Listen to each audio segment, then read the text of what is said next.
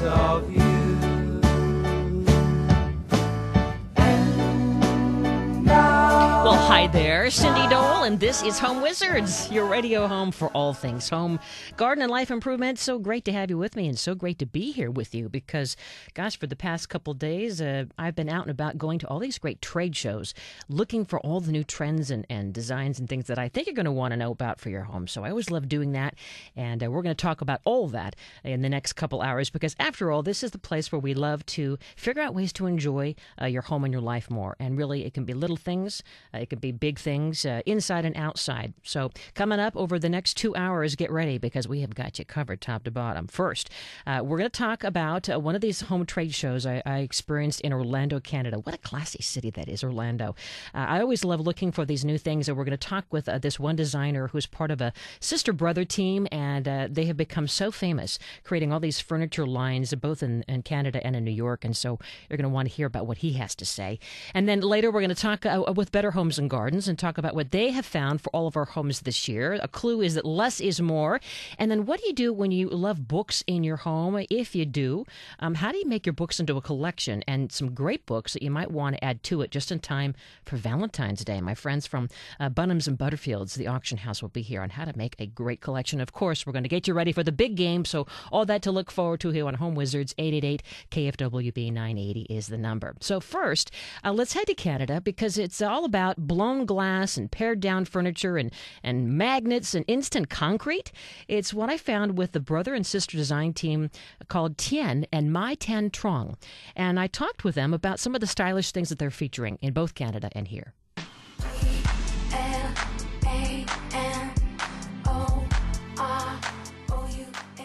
All right, so Thien, tell me about how you got into design, and you've always been in the Toronto area. Well, actually, we're from Montreal. Me and my sister, the team is from Montreal, and we've been in design for almost 10 years. And I think that it's always something that has been in the heart. You know, it's something that I've always liked. Anything visual, architecture, fashion, design. So after school, I just decided that I would just take the plunge and do what I like and start a furniture company. So a very edgy and modern, design-driven furniture company like in Montreal. So how does it that a brother and sister choose a similar career like this? Yeah? I guess it could be like maybe in reaction to what the parents do. I don't know. You know, like they're of course very much like in science. You know, my mom is like in the pharmaceutical industry, and my father is like in medicine industry. So I guess like maybe there's a reactionary approach. I don't know, but for sure, both of us really love design. We're passionate about aesthetics, style. Like of course creative mediums, so anything visual. So together we work really well. She has a little bit more technical aspect to it because she really has a real industrial degree background. So she brings in the technical aspect. She brings in the knowledge of the computer softwares, while I bring in more like say the creative ideas, the sparks. And then from there, we work together to bring each product, to completion. And it looks like the things that you're bringing to the market are very attainable. Yeah. You know what I mean? They're like, hey, I can afford that.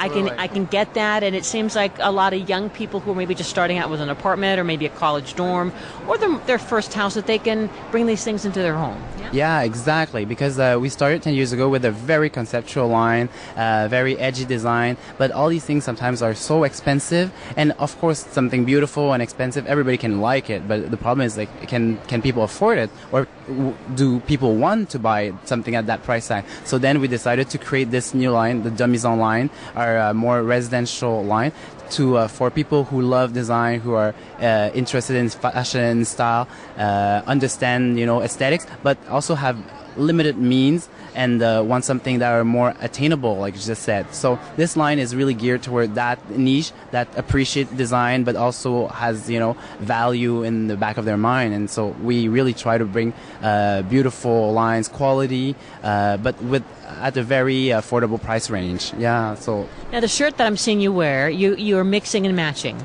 Exactly. You have a great red and blue and green plaid men's shirt with a really pretty, almost flannel on your shoulders, gray and charcoal and white and black plaid, and that's also on your cuffs too. Oh, I see it with the trim, a black trim. And so, is this the message that you're trying to tell people to think about for their home, mix and match? Totally, because this is kind of like the I would say not necessarily trend, because I don't really believe in trends, but there's definitely a current in mixing and matching all types of materials together. Let's say wood and glass and metal, colors and exactly fur and and fiberglass. There's that kind of freedom, I think, that we're seeing in the fashion field, just like in the design field. I think there's no rigorness. It's just really about creating your own combo. Like, I think each person creates his or her own combo, own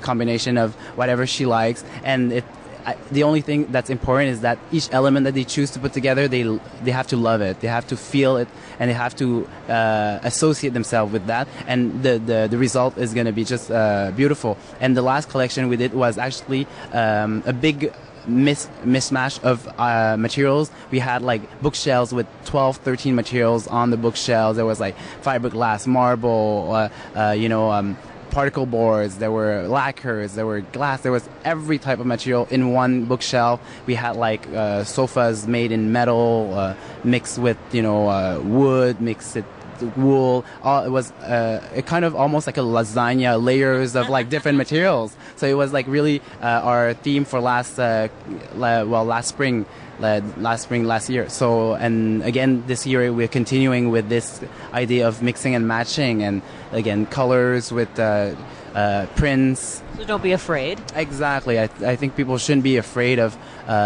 expressing themselves and really going with their own instincts. And with the TV show that obviously is doing very well, and all the fans you had standing in line over here with the sibling rivalry, what kind of message do you hope to get across when people watch you and your sister on the show? What do you hope they learn from you? Well, I think that what we're trying to do mostly is to inspire people. Like everything we try to do, first of all, of course, we try to inspire ourselves, because we're the hardest critics of our work. Like, I think that's, of course, like the other people's opinions also count, but the first people like we're trying to work for is ourselves. And each season we always try to push ourselves, so that when we look at what we do, we feel that there's something that inspires us to continue, something that there's certain change and progress in our aesthetics. So I think like whatever we do, we just try to touch people, like create an emotion, engage differently, maybe try to create a new language between the user and the object, whether it's very low profile or very long or very oversized items. We always try to create that kind of dynamics, a dialogue between you and the object, and it creates something that's sometimes surprising, sometimes unsettling, and I think that's what we try to send out a message, just touch and inspire through the work that we do. And so who inspires you when you're thinking of that next great design, whether it's someone on TV or someone that you read about or that you've just always admired? I think that for us, and for me and my sister, it's really architecture, music, and fashion that keeps inspiring us. I think we feed off the energy from those fields. It's not a particular artist, not a particular painter, not a particular person, but it's really the art industry, basically the fashion, the architecture, and the music that really inspire us. The kickstart of the year, because the Toronto show is probably one of the first show for 2011. Okay. So we have a lot of new items also lining up for later this year. We're trying to work with new materials again, because even for this show in Toronto, we work with a lot of new materials that we've never worked before, whether fur, whether concrete cloth. It was a new material that we really tackled on. Concrete cloth? Cloth, exactly. So it's spectacular. It's at our sibling rivalry. Revelry space. So basically the whole shell is made of concrete cloth. It's a new material that comes from the UK, and it's extremely innovative, because all you need to do is basically it's like a real cloth. It takes any shape you want. You just need to wet it, let it dry, and then it will hardened, just like concrete, extremely hard. So it's really used for, You let's can say, make furniture out of it then, huh? if creative people can try to find a use in furniture, we've seen some example. But since it's so new, not a lot of people have been using it. And then it's mostly targeted for rough industries and like army, construction, people who wants to make quick digs in the forest, and that because they don't want to have time to create their concrete and mix everything, the powder. So these things you lay it on the ground. It creates shelters. It creates bunkers. It creates helipads. For quick. It's a rough environment. It's really really amazing. All it needs is water. So for kids, it's a perfect tent, right? Playing a perfect fort. You could probably exactly create a small tent for kids, and it's very hard and solid, so it's very safe. So that's it's a new material we work with. So for sure, for maybe spring, we're going to tackle new materials like that and new designs that we're going to show at different shows across North America. Again, a show in Montreal in May, and possibly New York also in May. And I was going to say, where can we see your things in the U.S.? That's it. Probably we might be in New York at the ICFF. In the upcoming edition in May, so that would probably be the place in the U.S. where we could see our designs. I love that idea of the concrete cloth. So check that out. You can watch for it too. Go to his website, domison.com. Thien Tu Truan. All right, up next, we're going to have more home and design trends I discovered in Orlando at the International Builder Show. We're going to catch up and compare notes with my friends at Better Homes and Gardens on this eve of the big game. And of course, looking forward to Fergie's halftime tomorrow. I'm Cindy Dole, and this is Home Wizards. And we're back in a bit on KFWB News Talk 980.